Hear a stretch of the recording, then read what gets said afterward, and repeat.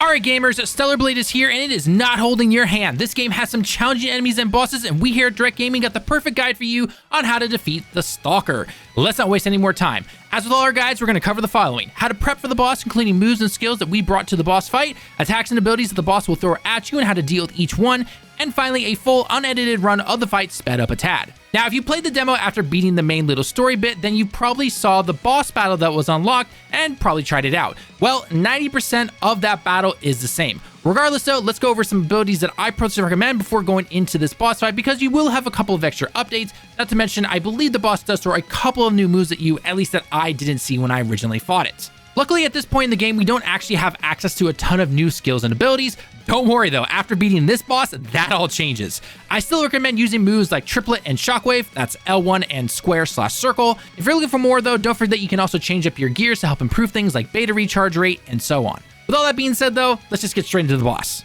Now when it comes to the boss fight itself, let's go over the moves the boss is going to throw at you and how to best avoid/counter these. Right away when the fight starts, you'll see two of the boss's unblockable moves back to back. First one will have the boss actually throwing rocks and debris at you, which you can easily dodge to the side, and then right after that, the boss will actually charge straight at you like a dog who has not seen its owner for over an hour. If you're a dog owner, you know what I'm talking about. Luckily, after the charge though, the boss is left wide open, so it's a good chance to get a couple of hits in, plus a beta move. I recommend using Triplet. When the boss's head glows red like you see here on screen, get ready for one of its combo attacks. Now you can actually block/parry all of these attacks, but it will take some practice to get used to. So don't be surprised if you parry the first two attacks, normal block the third one, and then parry the fourth one. Heck, I even got hit a couple of times, but don't forget, you can actually keep parrying these even if you've gotten hit a couple of times. Also keep in mind the boss might glow blue sometimes to kind of mix it up. We're gonna get into that bit later on in the video because I got some words for it.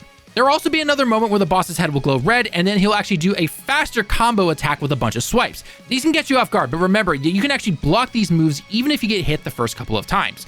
If you successfully parry a couple of his moves, then it'll actually interrupt the boss and you can then counter combo it. One of the things I like to do a lot is actually switch over to my lingering potion if I have not lost too much health, but I like to keep my health bar somewhat full, and then I switch back to my rechargeable potions, especially if the boss is further away, which helps a lot when he does big attacks. One of the major things when it comes to this particular boss is making sure you keep an eye on how the boss attacks you, because it will sometimes do roll-like moves that can actually hurt you, or it'll actually move its upper body and kind of move it around, but it's actually not attacking you and won't hit you.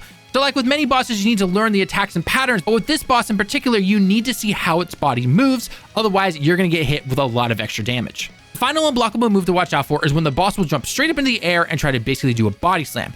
Now you can try to get the timing down for a perfect dodge, but I find just running away works a little bit better, which you should see in the full unedited version of the fight. I definitely got hit more than dodging though, so your mileage may vary. Last thing I mentioned beforehand at the beginning of the boss section is the blue glow. Now we all know how the basic blue glow works. The boss will glow blue, you wait for your sword to glow blue, and you teleport behind him and you get a good combo in. However, it's a little different here. Like at the beginning that you saw on screen, the boss will actually glow blue, but your sword won't as well, meaning that you need to actually dodge backwards to get away from it. Your sword will not glow blue sometimes in these situations. Generally, when it comes to the sword glowing blue, you're not supposed to attack or hit any buttons, otherwise the boss is simply just going to hit you. However, I found with this particular boss, it actually will never glow blue sometimes, and you simply need to back away. However, there will be a moment that you will be able to do this. When the boss glows blue like on screen, it will attack once but fall over. Now, you're going to be tempted to run up and attack it. Run up, but don't attack it. The boss will actually likely glow blue again, and this is the moment where your sword will finally glow blue too.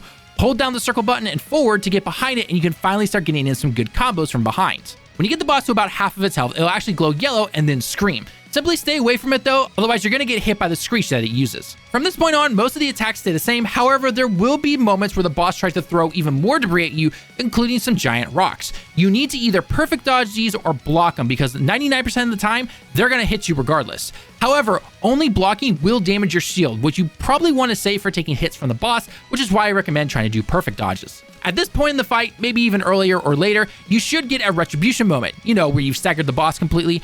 Don't forget though, before you hit this execution button, try to get a few extra hits in with a combo, and then go for the triangle move to get this execution command going to deal even more damage. Other than that, the best thing you can really do when it comes to this particular boss is look for the movements and learn what each do. It can trick you a lot when it's simply trying to fall over, but then lunges at you and rolls and everything in between while it's attacking, so keep your wits about you.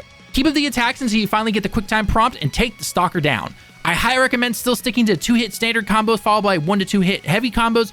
when you're attacking it from behind after a blue dodge, but stick to a simple 3-hit 4 standard combo when parrying the attacks. Now here's a full run of the boss fight sped up a tad to show you how to take the Stalker down. As always, learn the attacks and patterns. It's okay if this takes you a couple of tries. If you enjoy the guides, and the like on the video shows us that you enjoy this type of content, and don't forget to check out our other Stubblade guides and content in the top right corner, along with other videos and discussions as well. Thanks for watching the video. I've been Tallen with Direct Gaming. I hope you have a great day and week, and I can't wait to see you all in the next one. Johnny.